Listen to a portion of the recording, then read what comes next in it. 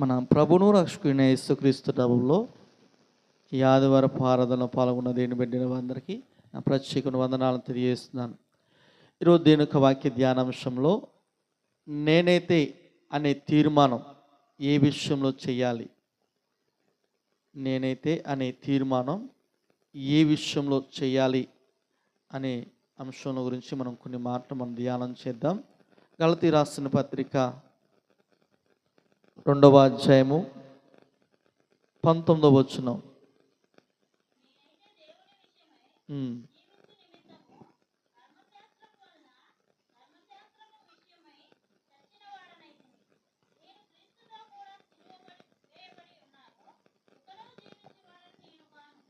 ఇక్కడ మనం చదువుకున్న ఈ మాట మనం చూస్తే కనుక భక్తుడైన పౌలు గారు చెప్తున్న మాట ఏంటంటే, నేనైతే దేవుని విషయమై జీవించు నిమిత్తం, నేనైతే జీవించే నిమిత్తం నేను ముందుకు దేవుని విషయంలో నేను ముందుకు నడుస్తానని భక్తుడైన పౌలు గారు చెప్తున్నారు. ఈ గలతీ రాసిన ఈ పత్రికలో ఈ చదువుతున్న ఈ మాటలో మనం చూస్తే కనుక ధర్మశాస్త్రం వలన ధర్మశాస్త్ర విషయము చచ్చిపోయిన వాడును, కానీ నేనైతే క్రీస్తుతో కూడా సిలువ వేయబడి ఉన్నాను. ఇక నేను జీవిస్తున్నది నేను కాదు. ఎప్పుడు తన పౌలు గారు ఎప్పుడు తీసుకున్నాడంటే ఈ విషయాన్ని, దేవుని విషయంలో జీవించాలని, ధర్మశాస్త్రాన్ని ప్రకారంగా కాక క్రీస్తు సిలువలో నేను జీవించాలని అనే తీర్మానం చేసుకున్న వ్యక్తి పౌలు గారు. క్రీస్తుతో కూడా నేను సిలువ వేయబడి ఉన్నాను, నేను జీవిస్తున్నది నేను కాదు, క్రీస్తు నాలో జీవిస్తున్నాను, నేను క్రీస్తులోనే జీవిస్తాను, సిలువ వేయబడి ఉన్నాను క్రీస్తుతో పాటు. నేనైతే నా మట్టుకు నేనైతే దేవునితో నేను నడుస్తాను, నా మట్టుకు నేనైతే పూర్వం నేను ధర్మశాస్త్రం ప్రకారం నడుచుకున్నాను, పూర్వం నేనైతే వాటి కొరకు వీటి కొరకు పరుగులెత్తాను, కానీ ఇప్పుడు నేనైతే దేవుడి విషయమే జీవించాలని తీర్మానం చేసుకున్నాను. ఇప్పుడు నేనైతే అనే తీర్మానం ఏ విషయంలో చేసుకోవాలంటే, దేవుని కొరకు నేను జీవించాలి అనే తీర్మానాన్ని మనం చేసుకోవాలి. ఎంత కష్టమైన ధర్మశాస్త్ర విషయంలో మనం చచ్చిన వారంగాను, ధర్మశాస్త్ర విషయంలో మనం చనిపోయిన వారంగాను, క్రీస్తు సిలువలో జీవించే మనం కాదు, కానీ క్రీస్తే జీవించాలని మనము తీర్మానం చేసుకోవాలి. క్రీస్తే మనలో జీవించాలని ఏం చేసుకోవాలంట? తీర్మానం చేసుకోవాలి. క్రీస్తే నాలో జీవించాలి, ప్రభువే నాలో జీవించాలి. ఈ లోకపు నటనలు, ఈ లోకపు ఆలోచనలు, ఈ లోకపు తలంపులు, ఈ లోకపు జీవితము నాలో ఉండకూడదు, కానీ క్రీస్తు సిలువను మోస్తూ క్రీస్తుతో పాటు సిలువ వేయబడుతూ ఆయనతో పాటు నేను ఉండాలి. ఆయనతో పాటు ఉండటమే కాదు, నేను క్రీస్తుతో పాటు నేను జీవించాలి, క్రీస్తే నాలో జీవించాలని తీర్మానం చేసుకోవాలి. మనం ఎన్నెన్నో తీర్మానం చేసుకుంటాం. వాటికన్నా చాలా శ్రేష్టమైనది ఏంటంటే, దేవుడే నాలో జీవించాలి, నేను కాదు జీవించేది, దేవుడు నాలో జీవించాలనే తీర్మానం చేసుకోవాలి. క్రీస్తు నాలో ఉండాలనే తీర్మానం తీసుకోవాలి. మనము పైనుండి వచ్చే ఆశీర్వాదం కొరకు ఎదురు చూసే వారంగా మనం ఉండాలి. యేసు ప్రభువులో ఉన్న ఆ కరుణ, ఆ యేసు ప్రభువులో ఉన్న ఆ ప్రేమను మనలో కనబరిచేదిగా మార్చబడాలి. అది ఎప్పుడు కనబరచబడిద్ది అంటే, యేసు నీలో ఉన్నప్పుడు. యేసు నీలో నేను కాదు జీవించేది, నేను కాదు ఈ లోకపు నటనను, ఈ లోకపు నేను పెంటగా ఎంచి, ఈ లోకపు నష్టంగా ఎంచుకుని నేను క్రీస్తుతో పాటు నేను జీవించాలి. పౌలు గారికి ఎన్నో సమస్తమైనవి చాలా ఉన్నాయి, కానీ క్రీస్తు కొరకు అంతా నష్టంగా ఎంచుకుని ముందుకు వెళ్ళటం ప్రారంభించాడు. ఈ మాటలు చెప్తుంటే మోషే గారి గురించి కూడా రాయబడి ఉంటుంది హెబ్రీ రాసిన పత్రికలో. ఏమని రాయబడి ఉంటుందంటే, ఇదిగో ఫరో యొక్క కుమార్తె, రాజు కుమార్తె కుమారుని అనిపించుకున్న కంటే క్రీస్తు కొరకు శ్రమయించుట నాకు మేలాయును అని అంటాడు. అంటే క్రీస్తు కొరకు శ్రమ పడుట మేలు అంటున్నాడు. నేను ఫరో యొక్క రాజు కుమార్తె కుమారుని అనిపించుకుంట కంటే, ఈ లోకంలో రాజుల యొక్క కుమారుని అనిపించుకుంట కంటే క్రీస్తు కొరకు నేను నివసించి క్రీస్తుతో పాటు పాలందుట నాకు మేలు. ఈరోజు మనం ఎలా ఉండాలంటే, ఈ లోకము కన్నా క్రీస్తు కొరకు మనం జీవించాలి అనే తీర్మానంలోకి మనం రావాలి.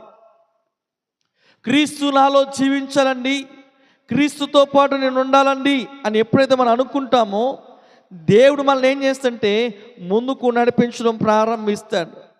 అందుకని పౌలు గారు మనం చూస్తే కనుక పౌలు గారు అంటున్న మాట ఇదే, నేను బ్రతుకున్నది నేను కాదు కానీ క్రీస్తు నాలో జీవిస్తున్నాను, క్రీస్తులో నేను జీవిస్తున్నాను, క్రీస్తే నాలో జీవిస్తున్నాను. ఎక్కడికి వెళ్ళినా క్రీస్తుని ముందు పెట్టుకు, దేవుణ్ణి ముందు పెట్టుకుని వెళ్తూ ఉంటాడు పౌలు గారు.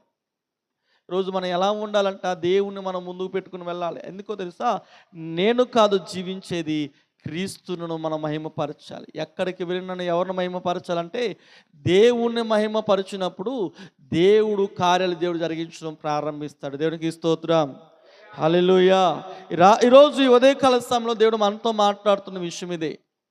నేనైతే తీర్మానం ఏ సందర్భంలో ఏ విషయంలో చేయాలంటే, నేను కాదు జీవించేది దేవుడే. క్రీస్తు కొరకే నేను శ్రమ పడాలి. క్రీస్తు విషయంలో శ్రమ పడినను, క్రీస్తు కొరకు వేదన పడినను, క్రీస్తు కొరకు ఇగో సువార్త కొరకు నేను శ్రమ పడినను, అది నాకు మేలుగా ఎంచబడాలి. క్రీస్తు కొరకు శ్రమ పడుతున్నాను కాబట్టి అది నాకు ఒకవేళ ఈ లోకపు వాటి విషయంలో నేను నష్టంగా ఎంచుకుంటే కనుక దానివల్ల ఉపయోగం మనకు లేకపోవచ్చు. క్రీస్తు కొరకు మనం నిలబడే వారంగా ఉండాలి. ఈ లోకము మనల్ని దేవుని దూరం చేస్తుంటుంది. ఈ లోకం మనల్ని దేవుని సమీపంగా చేయదు, కానీ దేవుని సమీపంగా చేసేదంటే నువ్వు చేసుకున్న తీర్మానమే. హన్నా తీర్మానం చేసుకుని, అయ్యా నాకు పిల్లలు లేరు గనక నాకు గనక ఒక కుమారుని ఇస్తే నేను నా కుమారుని నీ సన్నిధానంలో విడిచిపెట్టేస్తానని తీర్మానం చేసుకుంది. ఆమె అడిగింది, ఏమని అడిగింది? నాకు గనక కుమారుని గనక ఇస్తే, నా వేదను తొలగిస్తే, నా బాధను తొలగిస్తే, ఇదిగో గొడ్రాలు అనే లేకపోతే పరిస్థితులను తొలగిస్తే చాలు, నాకు ఇంక ఎవరు పిల్లల అవసరం లేదు అన్నట్టుగా హన్న దేవుని దగ్గర ప్రార్థన చేసుకుంది. ఇంక చెప్పాలంటే తీర్మానం చేసుకుంది. ఆమె చేసుకున్న తీర్మానం చేసుకుంది, బాగానే ఉంది. పిల్లవాడు కొంచెం పెద్దవాడు అయిన తర్వాత ఏలీ దగ్గరికి తీసుకొచ్చి విడిచిపెట్టిన తర్వాత దేవుడు ఆమెను జ్ఞాపకం చేసుకుని ఏం చేశాడంటే, దేవుడు ఆమెకు మరలా దేవుడు గర్భాలు తెరిచాడు, ఆమెకు మరలా కుమారులను దేవుడు అనుగ్రహించాడు. సమూయేలు ఒక్కడే కాదు, తర్వాత తనకు హన్నాకు మరలా బిడ్డలు పుట్టడం ప్రారంభించారు. ఆమె అడిగింది ఎవరిని అంటే ఒక్కనే అడిగింది. ఒక కుమారుని పుడితే చాలయ్యా అని అడిగింది. కానీ దేవుడు ఆమెను జ్ఞాపకం చేసుకున్నాడు. ఈరోజు దేవుడు మనతో ఈ ఉదయకాల సమయంలో నువ్వు చేసుకున్న తీర్మానం నిన్ను ఒక్కదానితో సరిపెట్టేదిగా మార్చడు, కానీ దేవుడు నిన్ను మల్టిఫైల్గా, దేవుడిని అంటే రెండంతులుగా దేవుడిని ఆస్వాదించడం ప్రారంభిస్తాడు. నువ్వు చేసుకున్న తీర్మానం చాలా విలువైనది. ఈ లోకంలో ఉన్న వజ్ర వైడూర్యాల కన్నా చాలా విలువైనది తీర్మానం.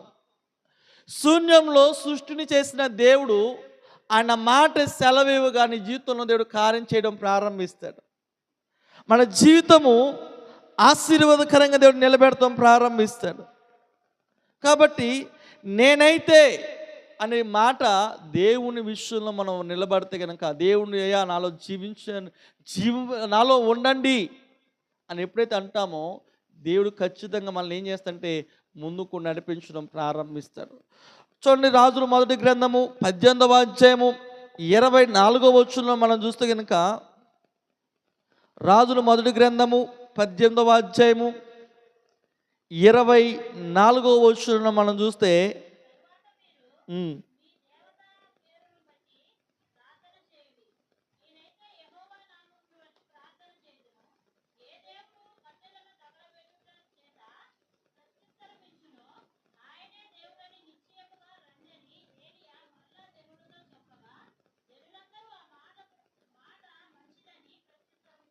ఇక్కడ మనం చదువుకున్న ఈ మాటను మనం చూస్తే కనుక మనం తెలిసిన విషయం ఇది. ఏలియా ఒక పక్కనను 450 మంది ఒక పక్కనను నిలబడి ఉంటారు.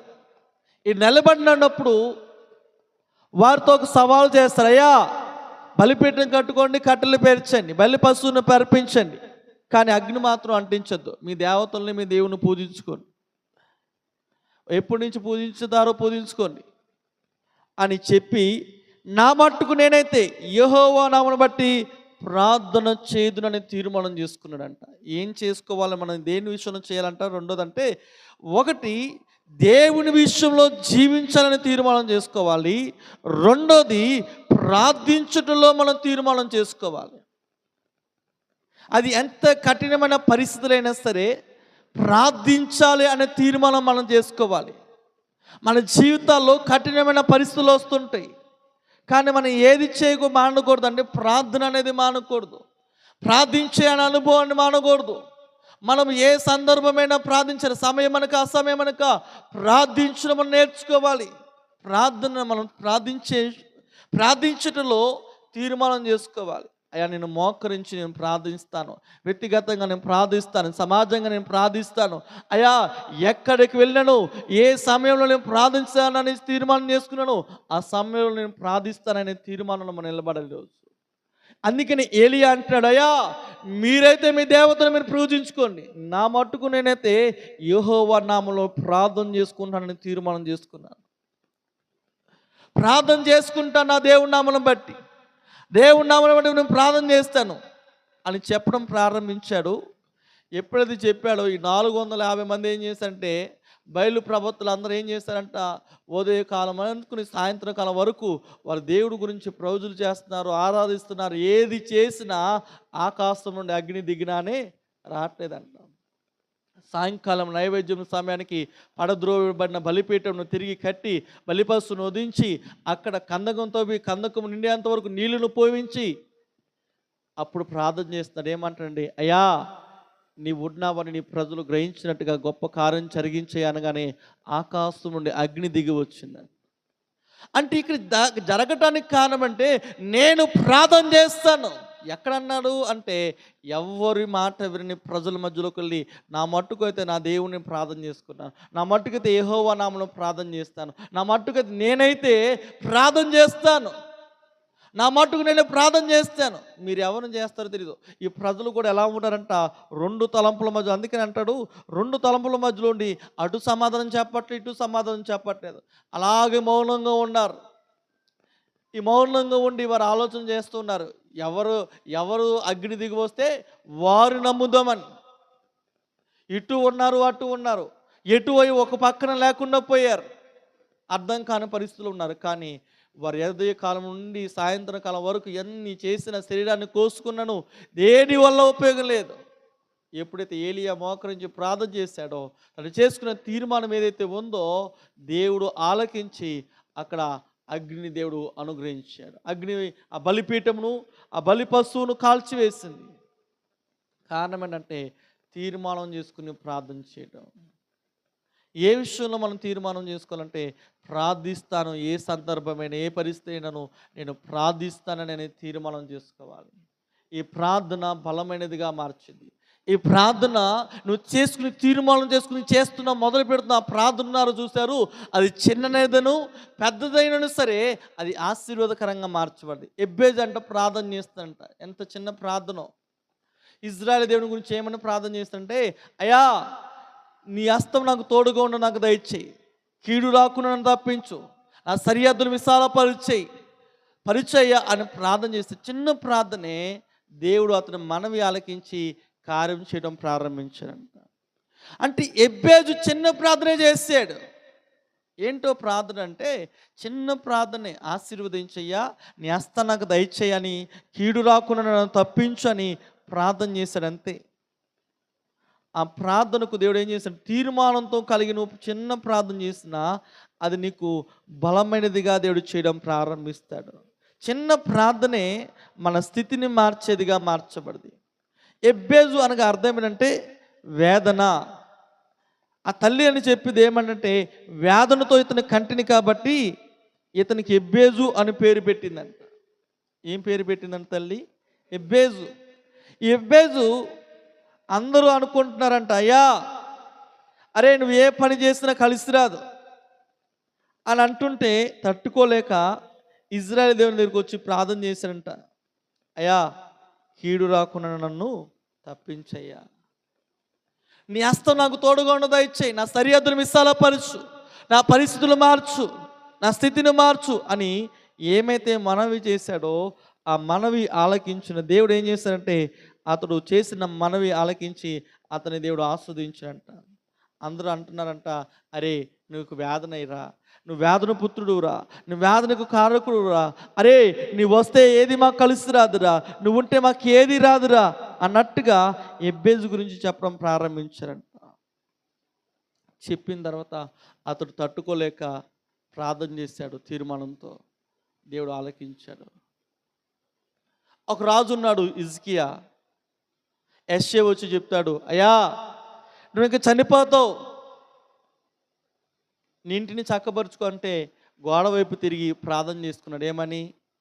అయ్యా నేను ఎంత యథార్థంగా ఉన్నానో నీకు తెలుసు కదయ్యా అని ప్రార్థన చేశాడు. ప్రార్థన ఆలకించిన దేవుడు అతనికి 15 సంవత్సరాల ఆయుష్ను పొడిగించండి. యెషయా గ్రంథము 58వ అధ్యాయము 16వ వచనం మనం చూస్తే కనుక అక్కడ మనం చూస్తే యెషయా వచ్చి చెప్తాడు హిజ్కియాతో. యెషయా గ్రంథము 38వ అధ్యాయము 16వ వచనం. ఉమ్.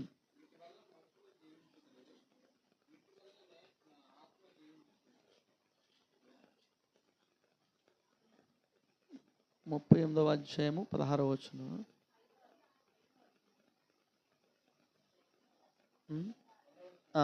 రెండవ వచనం.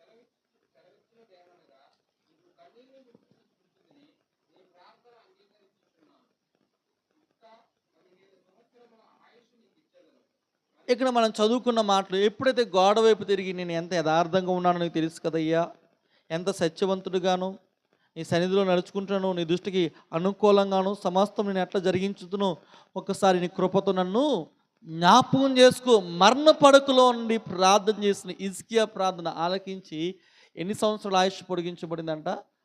6వ వచనం చూస్తే 15 సంవత్సరాలు ఆయుష్ పొడిగించబడిందంట. 15 సంవత్సరాలు. అతను అడిగిందేమో ఆ యొక్క కృపతో నన్ను ఒకసారి జ్ఞాపకం చేసుకోయ్యా అంటే అతడు తీర్మానంతో కలిగి చేసిన ప్రార్థన ఏదైతే ఉందో ఆ ప్రార్థన అతనికి 15 సంవత్సరాలు ఆయుష్ని ఇచ్చినట్టుగా మనం చూడగలుగుతాం. మూడవదిగా మనం చూస్తే కనుక 17వ కీర్తన 15వ వాక్యాన్ని మనం చూస్తే కనుక దేని విషయంలో మనం తీర్మానం కలిగి ఉండాలి అంటే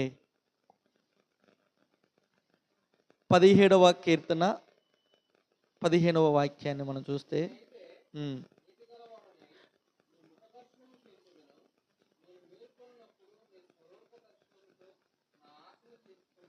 ఇక్కడ భక్తుడైన కీర్తనకారుడు చెప్తున్న మాట నేనైతే అనే మాటను ఉపయోగిస్తూ అయ్యా నీ ముఖ దర్శనమును చూచెదను. దేవుని యొక్క ముఖ దర్శనమును చూడాలని, దేవుని యొక్క ముఖాన్ని చూడాలని మనం ఆశతో తీర్మానం చేసుకుని అయ్యా నేనైతే నా మట్టుకు నేనైతే నీ ముఖ దర్శనమును చూడాలి అని దర్శనాన్ని చూడాలని ఆశతో ఉండాలి. తీర్మానం చేసుకోవాలి. అయ్యా నేనైతే నీ తీర్మానం, నాకు తీర్మానం ఉంది ఏంటి? నీ దర్శనాన్ని చూడాలి, నీ ముఖాన్ని చూడాలి, నీ సన్నిధిని అనుభవించాలి, నీ మహిమను చూడాలి అని తీర్మానం చేసుకున్నానయ్యా. దాని కొరకు పట్టు విడవక మనం ఏం చేయాలంట? ప్రార్థన చేసేవారు. అంటే మనకు తెరవాల్సిన తీర్మానం ఒకటి. మూడోది ఏముండాలంటే దేవుని చూడాలనే తీర్మానం మనకు ఉండాలి. ఈరోజు దేవుని యొక్క ముఖ దర్శనం భక్తుడు దావీదు చెప్తున్నమాట, నేనైతే నీతి గలవాడినే నీ ముఖ దర్శనము చూడాలి. నీతిగా నడుచుకుంటూ, యథార్థంగా నడుచుకుంటూ నేను నీ ముఖ దర్శనాన్ని చూస్తానయ్యా, నీ ముఖ దర్శనం చూడాలని ఎంతో ఆశతో ఉన్నానయ్యా అని అడగడం ప్రారంభించాడు దావీదు. ఈరోజు మనం ఎలాగున్నాం? ఈరోజు నేనైతే అయ్యా నీ ముఖ దర్శనం చూడాలని ఆశతో మనం ఉన్నామా?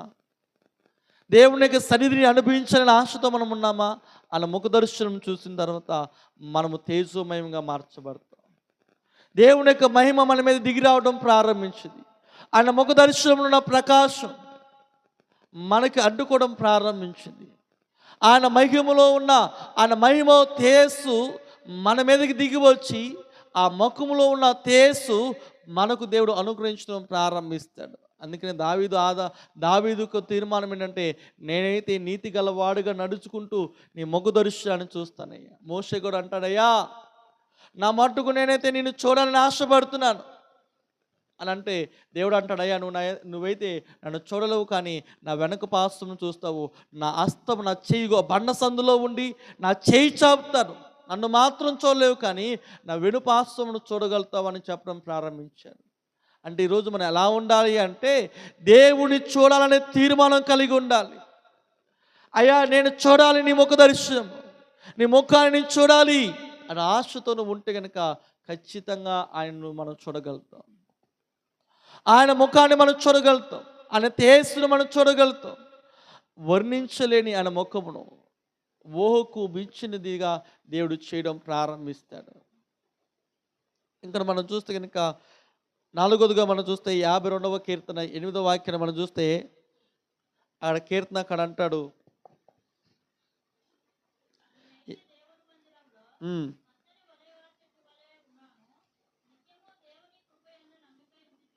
ఇక్కడ ఏమంటాడు దావీదు, ఇక్కడ మనం చూస్తే దావీదు ఏమంటే, నేనైతే దేవుని మందిరంలో పచ్చని ఒలీవ మొక్క వలె ఉంటాను. దేవుని మందిరంలో మనం ఎలా ఉండాలనుకుంటానంటే, తీర్మానం చేసుకోవాలంటే పచ్చగా నేను ఉండాలండి. పచ్చని ఒలీవ మొక్క వలె ఉండాలి. ఒలీవ ఎప్పుడు ఎండిపోదు. ఒలీవ అనుభవం ఏంటంటే ఎప్పుడు చిగురించే అనుభవం ఉంటుంది. ఒలీవ ఎప్పుడు నాశనం అయిపోదు. ఒలీవ ఏం చెబుతుందంటే ఎప్పుడు పచ్చగానే ఉంటుంది. అందుకే నేను దావీదు కోరుకున్న మనసా, అయ్యా నేనైతే నీ మందిరంలో పచ్చని ఒలీవ మొక్క వలె ఉండాలయ్యా. నేను ఎండిపోయిన అనుభవంలో ఉండకూడదు, మోడు బారిపోయిన జీవితాల్లో ఉండకూడదు, కష్టాల్లో శ్రమల్లో వేదల్లో బాధలు ఇరుకులో నేను నాశనం అయిపోకూడదు. నా మట్టుకు నేనైతే నీ మందిరంలో పచ్చని ఒలీవ మొక్క వలె ఉండాలి అని కోరుకుంటున్నాడు దావీదు. ఈరోజు మనం కూడా కోరుకోవలసినది ఎలా ఉండాలనుకున్నామంటే, పచ్చని ఒలీవ మొక్క వలె మనం ఉండటానికి మనం ప్రయత్నం చేయాలి. దేవుని మందిరంలో పచ్చని ఒలీవ మొక్క అనుభవంలోనికి రావాలి. ప్రపంచం నాశనం అయిపోయినా, పరిస్థితులు నాశనం అయిపోయినా, అంతా నదిలో లేకపోతే నీటిలో మునిగిపోయినా సరే పౌరం నోట్లో ఏముందంట? ఒలీవకు యొక్క చిగురు ఉందంట. అంటే ఒలీవకి ఏమి, అన్ని చెట్లు నాశనం అయిపోయినా ఒలీవకు మరణం అనేది ఉండదంట. అందుకని దావీదు కోరుకున్న విషయం, అయ్యా నా మట్టుకు నేనైతే ఒలీవ నీ మందిరంలో పచ్చని ఒలీవ వలెని మార్చబడ్డా. బైబిల్ గ్రంథంలో ఆది కాలంలో బైబిల్ గ్రంథం మనం చూస్తే కనుక ఎక్కువగా దేవుని తర్వాత పేరు ఎక్కువగా వినిపించే పేరు ఏంటంటే దావీదు పేరే. దావీదు, అందుకనే ఆయన దావీదు గారు చనిపోయినను ఆయన పేరును మనం ఉపయోగించుకున్నామంటే, దావీదు తను చేసిన వేలును, దావీదు చేసిన దేవుని కొరకు చేసి నిలబడిన తను చేసిన తీర్మానాలు ఏదైతే ఉన్నాయో ఆయన పేరును దేవుని తర్వాత ఎక్కువగా వినబడటం ప్రారంభించింది. ఎందుకో తెలుసా? దావీదు చనిపోయినను ఆయన పేరు ఇంకను, అతను చేసిన తీర్మానాలు ఇంకను జీవిస్తూనే ఉన్నాయి ఇంకను. అందుకని అన్నాడు, నేను పచ్చని ఒలీవ వలె నీ మందిరంలో ఉండాలయ్యా. మనం ఉండాల్సిన 4వ తీర్మానం అంటే, దేవుడి మందిరంలో పచ్చని ఒలీవ మొక్క అనుభవంలోనికి మనం మార్చబడాలి. ఎన్నడూ మనం నశించిపోయిన అనుభవాలు ఒకవేళ ఈ లోకంలో మనం విడిచిపెట్టినాను, మన సాక్ష్య జీవితం ఏమవ్వాలి తెలుసా? ప్రకాశించేదిగా. దావీదు యొక్క సాక్ష్యము ఏ రీతిగా ప్రకాశిస్తుందో, ఏ రీతిగా మహిమకరంగా దేవుని నామ మహిమకరంగా మార్చబడుతుందో, మన సాక్ష్యము కూడా అదే రీతిగా ప్రకాశించేదిగా మార్చబడాలి. 4 రకాలమైన తీర్మానాలు. ఒకటేమో దేవుని విషయంలో మనం జీవించాలనే తీర్మానం. రెండోది ప్రార్థన చేయాలనే తీర్మానం కలిగి ఉండాలి. మూడోది దేవుని యొక్క ముఖదర్శనం చేయాలనే తీర్మానం. నాలుగోది దేవుని మందిరంలో పచ్చని ఒలివ మొక్క వలె ఉండాలనే తీర్మానం మనం చేసుకుంటే కనుక దేవుడు మన తీర్మానం చూసి దేవుడు రెండంతలుగా రెండంతల దీవెనలు దేవుడు మనకు అనుగ్రహించి ముందుకు నడిపిస్తాడు. అటు దీవెన దేవుడు మనకు అనుగ్రహించి ముందుకు నడిపించునుగాక. ఆమెను మోకరిద్దాం, ప్రార్థన చేసుకుందాం. ఈరోజు ఏ విషయంలో నేనైతే అనే మాటను ఏ విషయంలో తీర్మానం చేసుకోవాలో 4 విషయాలు మనం నేర్చుకున్నాం. దేవుడి విషయంలో జీవించాలని, ప్రార్థించే విషయంలో తీర్మానం చేసుకోవాలని, దేవుని యొక్క ముఖదర్శనమును చూసే విషయంలోనూ, అదే రీతిగా దేవుని మందిరంలో పచ్చని ఒలీవ మొక్క అనుభవంలోనికి వెళ్ళాలనే తీర్మానం చేసుకోవాలని దేవుడు మనతో మాట్లాడుతూ వచ్చాడు. అయ్యా, ఆ తీర్మానం నేను చేసుకుంటూ నేను ముందుకు వెళ్తానయ్యా అని చిన్న ప్రార్థన చేసుకుందాం. పరిశుద్ధుడైన మా తండ్రి, జీవాధిపతివైన దేవా, నీకు వందనాలు, స్తోత్రాలు తెలియజేస్తున్నాం. ఈ పునరుద్ధాన కొడుకులో మీరు మాతో ఉండి మీరు మమ్మల్ని నడిపిస్తున్న విధానం మనకి స్తోత్రాలు తెలియజేస్తున్నాం తండ్రి. అయ్యా, ఈ సమయంలో నీ బలలో మేము ప్రవేశిస్తుండగా తండ్రివా, నీ కృపలో మీరు మమ్మల్ని బలపరచండి. విన్న వాక్యాన్ని మేము తీర్మానం చేసుకుని ముందుకు నడిచే కృపను మీరు మాకు దయచేయమని ప్రార్థిస్తున్నాం తండ్రివా. మీ హస్తాన్ని చాపండి. విన్న ఈ వాక్యాన్ని వారి హృదయంలో పదిలపరిచి నూరంతలుగా మీరు కార్యం జరిగించి మీరు ముందు నడిపించి బలపరచమని యేసు నామములో ప్రార్థిస్తున్నాము తండ్రి. ఆమేన్. ఈ సమయంలోనికి బలలోనికి మనం ప్రవేశిద్దాం. బైబిల్ గ్రంథం నుంచి కొరింథీ రాసిన మొదటి పత్రిక 11వ అధ్యాయం 23వ వచనం నుండి 31వ వచనం వరకు మనం చదువుకుని ఒకళ్ళు చదవలసిందిగా ప్రభుపేట మనం చేస్తున్నాను.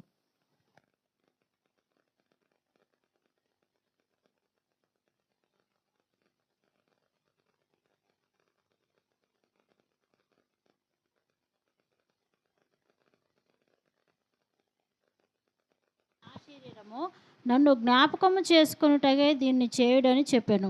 ఆ ప్రకారమే భోజనమైన పిమ్మట ఆయన పాత్రను ఎత్తుకుని, ఈ పాత్ర నా రక్తము వలననైన కొత్త నిబంధన. మీరు దీనిలోనిది తాగునప్పుడెల్లా నన్ను జ్ఞాపకము చేసుకొనుటకై దీన్ని చేయుడని చెప్పాను. మీరు ఈ రొట్టెను తిని ఈ పాత్రలోనిది త్రాగునప్పుడెల్లా ప్రభువు వచ్చే వరకు ఆయన మరణమును ప్రచురించుదురు. కాబట్టి ఎవడు అయోగ్యముగా ప్రభువు యొక్క రొట్టెను తినునో లేక ఆయన పాత్రలోనిది తాగునో వాడు ప్రభు యొక్క శరీరమును గూర్చియు రక్తమును గూర్చియు అపరాధి అగును. కాబట్టి ప్రతి మనుషుడు తన్ను తాను పరీక్షించుకోవలెను. అలాగూ చేసి ఆ రొట్టెను తిని ఆ పాత్రలోనిది త్రాగవలెను. ప్రభు శరీరమని వివేచింపక తిని త్రాగువాడు తనకు శిక్షావిధి కలుగుటకై తిని తాగుచున్నాడు. ఇందువలనే మీలో అనేకులు బలహీనులను రోగులనై ఉన్నారు, చాలామంది నిద్రించుచున్నారు. అయితే మనలను మనమే విమర్శించుకొనని ఎడల తీర్పు పొందకపోవదుము. మనము తీర్పు పొందిన ఎడల లోకంతో పాటు మనకు శిక్షావిధి కలగకుండునట్లు ప్రభు చేత శిక్షింపబడుచున్నాము. కాబట్టి నా సహోదరులారా, భోజనము చేయుటకు మీరు కూడి వచ్చినప్పుడు ఒకని కొరకు ఒకడు కనిపెట్టుకొని యుండుడి. మీరు కూడి వచ్చుట శిక్షావిధికి కారణము కాకుండునట్లు ఎవడైనను ఆకలిగొనిన ఎడల తన ఇంటనే భోజనం చేయవలెను. నేను వచ్చినప్పుడు మిగుల సంగతులను క్రమపరుతును. ఆమేన్. ఇక్కడ మనం చదువుకున్న మాటలో 2 విషయాలు మనం జ్ఞాపకం చేసుకోవాలి. కాబట్టి మనమే విమర్శించుకొని ప్రార్థన చేసుకుందాం.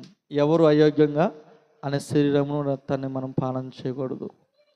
కాబట్టి యోగ్యత కావాలి. యోగ్యత కలిగిన వారంగాను అయా నా ప్రాణాత్మ దేహాలను మీరు పరిశుద్ధపరచండి, నన్ను పవిత్రపరచండి. నా చూపుల చేతను, నా ఆలోచన చేతను, నా తలంపుల చేతను అయ్యా నేను పాపం చేశానేమో దేవుని దగ్గర అడుగుదాము.